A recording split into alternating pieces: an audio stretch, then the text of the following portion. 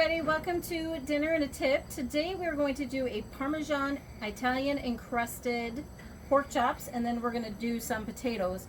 So with the pork chops, I just started with a cup of flour, and then we're going to add our seasonings, which is a Tuscan herb. We've got the citrus, Mojo, and then just a little bit of salt for these. So we're going to go ahead and you're going to go ahead and dip in the flour mixture first. And actually, so here we're going to do some garlic parmesan and Italian. If you want, you could just do one or the other, but I'm going to go ahead and try this parmesan. I haven't tried it before, so.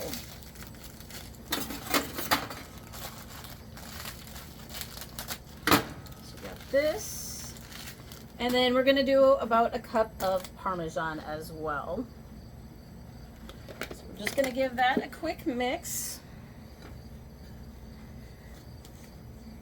And so now that we've got in the egg, we're going to go ahead and go in the egg mixture. And the flour is just going to kind of help keep everything all together.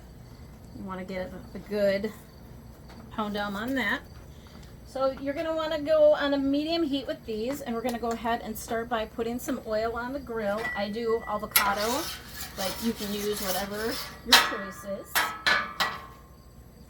Get that first one down, and then we're basically just going to repeat each step.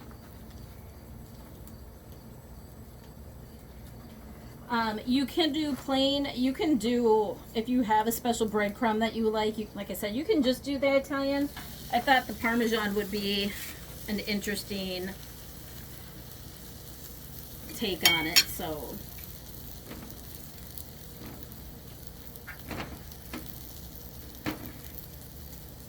Okay. And get those started, and actually I'm probably going to move this up to probably about a medium. Just add a little extra seasoning. Get that flour on there all the way.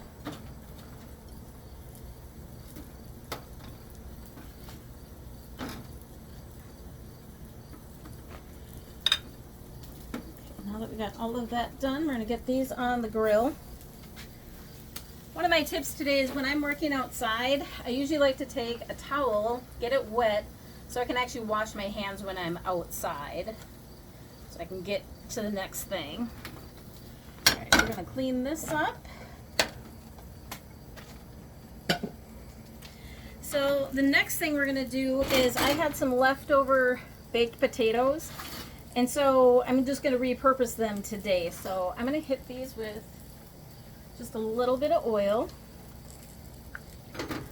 and then I'm just going to go ahead and go with the same seasonings again.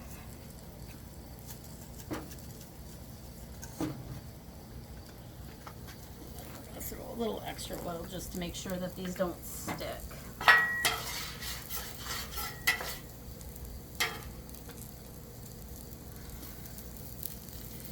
And basically, these were room temperature, so they're not going to have to cook a real long time because they're already cooked all the way through. We're just basically reheating these guys.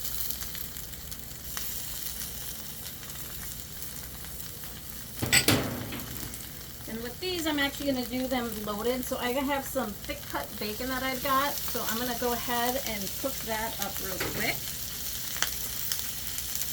These potatoes, I'm probably going to lower it down to a medium. I don't want these to get too crazy done before the pork chops. So let's go ahead and flip these pork chops. As you can see, you've got a nice crust from the Parmesan. Ooh, those actually look really good. I'm going to go ahead and just give these potatoes a quick flip, see what they're doing. So you can see they're already getting crispy, they're already getting brown. These one more flip.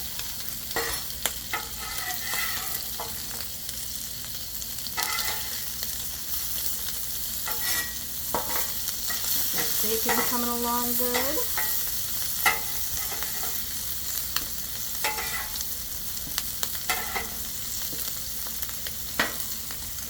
Now that they're kind of cooked on the one side, I'm just going to go ahead and hit them with some cheese. I'm actually going to turn these all the way down because those pork chops are going to take longer than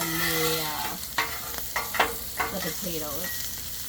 So I'm just going to do a little, today I'm just doing Colby Jack. You can pretty much do whatever kind of cheese that you would like on these. And get these close together so I don't have cheese melting all over the grill.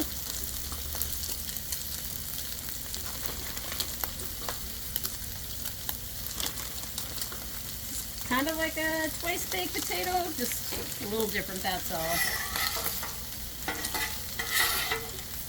Go ahead and sprinkle some of this bacon on these guys.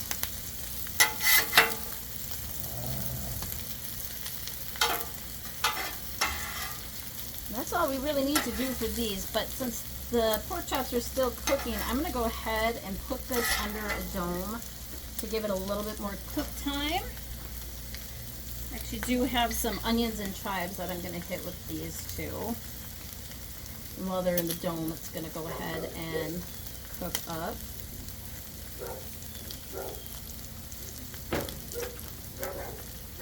I'm just going to hit them with a little bit of salt and pepper too. So these are all the way done because they were just warming. So to keep them warm and to get a little extra melt on that cheese, I'm just going to go ahead and cover those. I come back and check on these pork chops.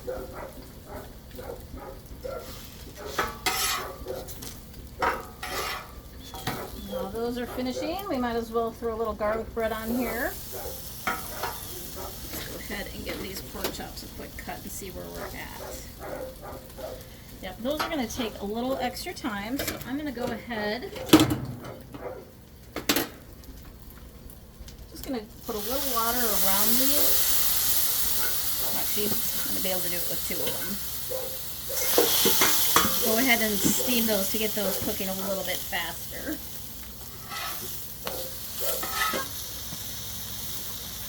Garlic bread, and we can take a look and you see the cheese is all melting perfect right now, so that's exactly what we're looking for. Actually,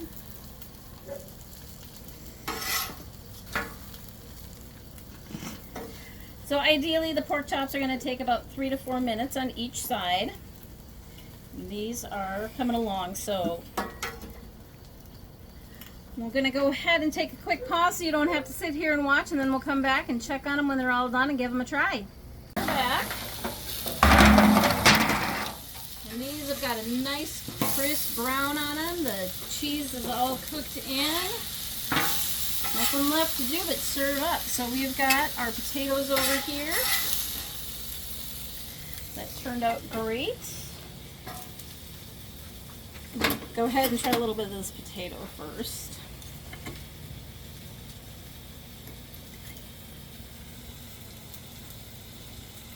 I actually really like the second coat of basically a twice baked potato loaded with everything again.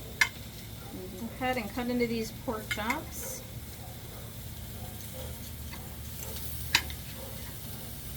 These were a thick cut, so they were probably about 5 minutes on each side, so